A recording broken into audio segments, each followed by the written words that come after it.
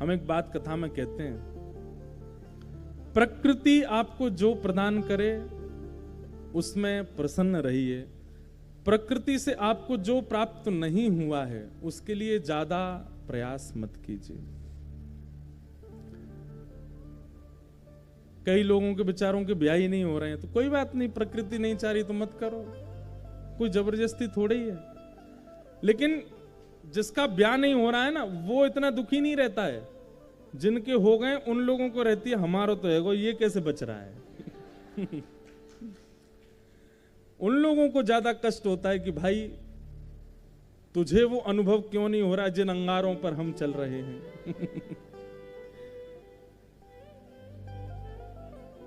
इस स्थिति में आजकल हम भी चल रहे हैं।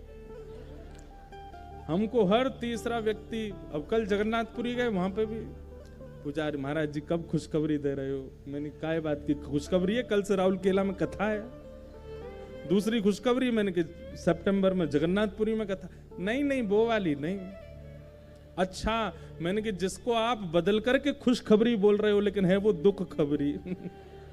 वो वाली। अरे नहीं, मैंने कि सबको इतनी चिंता क्यों है? अच्छा, अभी क्या है कि हमारी कथाएं बंबई पूरी करके आप यहां शुरू हो गई, यहां से कहीं यहाँ, तो हमारे संघ के परिकर के सब ब्याह हुए हैं। इन लोगों को रहता है कि इनका कराओ भाई, इनको भी अनुभव हो। इतने दिन घर से बाहर रहने में क्या हालत होती है।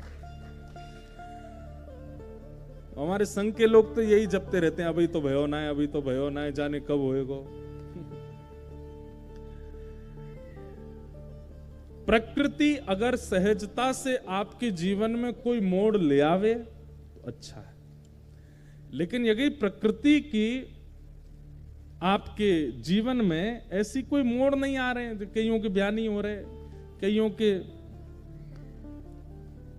संतान नहीं होती, कईयों के जीवन में पृथ्वी पर आते ही उनके सबसे बड़े संबंधी माता पिता चले गए,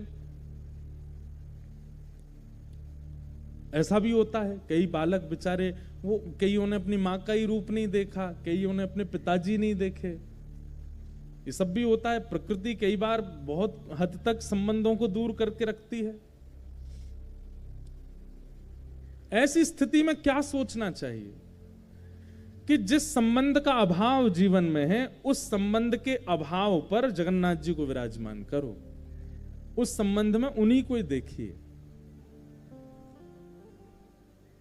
किन्हीं ने अगर अपनी मां के दर्शन नहीं किए, कई बालकों ने, महाप्रभु जगन्नाथ जी को, आप महाराष्ट्र में जाएंगे तो वहां तो पंडरीनाथ भगवान को कहते ही माउली। माउली मतलब कौन? मैया, हमारी मैया है। कौन सी?